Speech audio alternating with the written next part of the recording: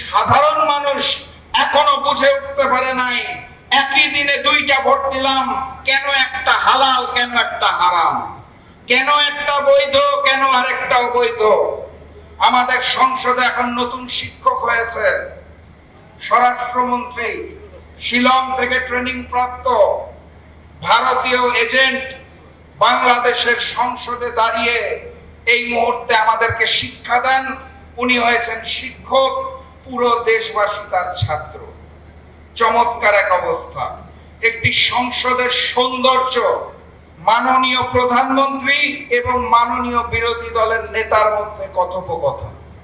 আপনারা সংসদ ফলো করলে দেখবেন বিরোধী দলীয় নেতার বক্তব্যের পর প্রধানমন্ত্রী আর বক্তব্য দিতে উঠেন না। উনি স্ক্রিপ্ট ছাড়া কথা বলতে পারেন না।